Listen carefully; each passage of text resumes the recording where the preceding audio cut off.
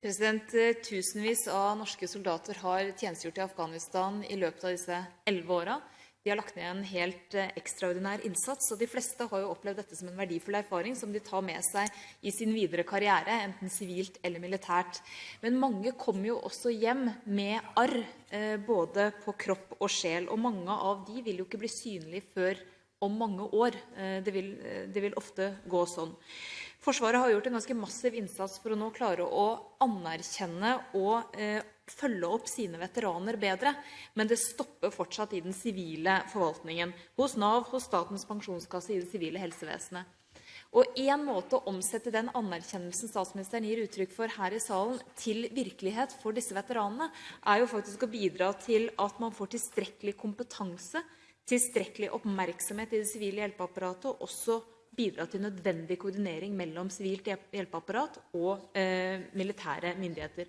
Hvordan vil statsministeren konkret bidra til dette? Statsminister Stoltenberg. Denne regjeringen har lagt fram en egen stortingsmelding og en egen plan der vi på område etter område sier hvordan vi konkret skal gjøre et bedre arbeid for å følge opp veteraner etter at de har kommet hjem. Og det handler om store og små tiltak. Det handler om å bedre oppfølgingen når det gjelder helse, andre offentlige tjenestetilbud til folk som har kommet hjem.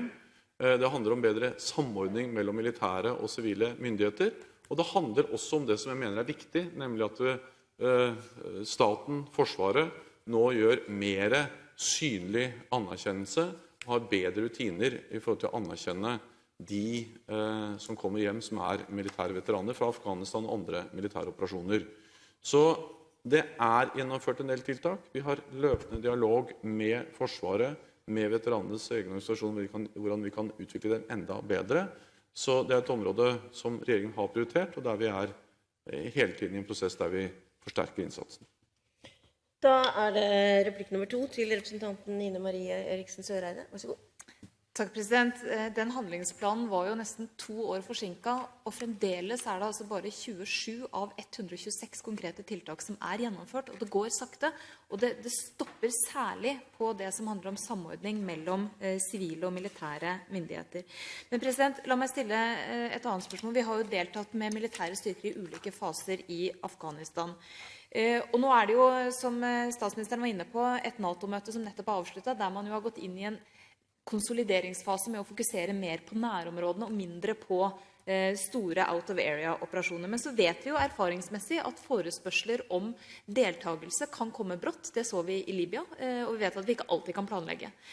Og spørsmålet er jo da, i lys av de erfaringene vi har hatt både i Afghanistan og også det som skjedde i forhold til Libya, hva mener statsministeren skal være de bærende politiske prinsippene og de operative forutsetningene for norsk militær deltagelse i fremtidige operasjoner? Statsminister Jens Stoltenberg, vær så god. For det første så er den handlingsplanen for veteraner en viktig plan, og den blir fulgt opp og gjennomført, og vi er den første regjering som lager en så omfattende plan, men selvfølgelig kan vi gjøre det enda bedre og er i dialog med veteranenes organisasjoner om det.